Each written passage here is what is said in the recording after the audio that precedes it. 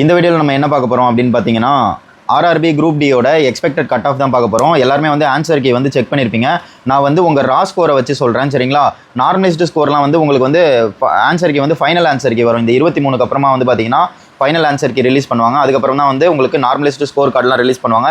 Maximum வந்து உங்களுக்கு ரிசல்ட்டே வந்து இந்த மந்த் எண்டு இல்லைனா மார்ச் ஃபஸ்ட் வீக்லேயே கூட டிக்ளேர் பண்ணிடுவாங்க, சரிங்களா? ரொம்பவே ஃபாஸ்ட்டாக தான் இருக்காங்க ப்ராசஸ்லாம்.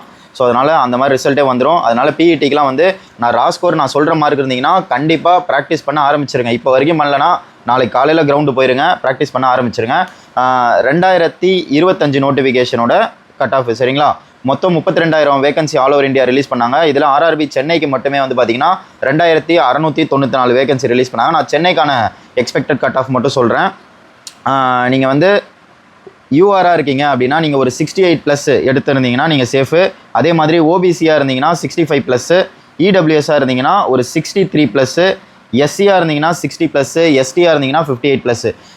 நீங்கள் சொன்ன மார்க் எடுத்தால் மட்டும் தான் நான் ப்ராக்டிஸ் பண்ணணுமா ப்ரோ அப்படின்னு கேட்டிங்கன்னா கண்டிப்பாக கிடையாது. ப்ளஸ் ஆர் மைனஸ் நீங்கள் ஒரு -4 கம்மியாக எடுத்திருந்தா கூட நீங்கள் வந்து ப்ராக்டிஸ் பண்ணுங்கள். இப்போ நான் யூஆருக்கு வந்து பார்த்தீங்கன்னா 68+ எடுத்தால் சேஃப் அப்படின்னு சொல்கிறேன். நீங்கள் வந்து ஒரு 64 எடுத்தால் கூட ப்ராக்டிஸ் பண்ணுங்கள். ஈவன் ஒரு 62 எடுத்தால் கூட ப்ராக்டிஸ் பண்ணுங்கள். ஏன் அப்படி சொல்கிறேன் அப்படின்னு பார்த்தீங்கன்னா திடீர்னு உங்கள் ஷிஃப்ட் வந்து ரொம்பவே டஃப்பாக இருக்கலாம், சரிங்களா? பயங்கர டஃப்பாக இருக்கலாம். உங்களுக்கு நார்மலைசேஷனில் 9 மார்க் 10 மார்க் கூட ஏறும். சில பேருக்கு ஷிஃப்ட் ரொம்ப ஈஸியாக இருக்கலாம், நார்மலைசேஷன் ஜஸ்ட் 1 மார்க் தான் ஏறும். ஸோ அது வந்து நம்ம எக்ஸ்பெக்ட் பண்ண முடியாது. நார்மலைசேஷன் உங்களுக்கு நல்லாவும் கை கொடுக்கலாம், நல்லா கவுத்தும் விடலாம். ஸோ நான் சொன்ன மார்க்கோட 4 மார்க் கம்மியாக இருந்தால் கூட இல்லை 5 மார்க் கம்மியாக இருந்தால் கூட நீங்கள் வந்து பிஇடிக்கு வந்து ரெடி ஆகுங்க.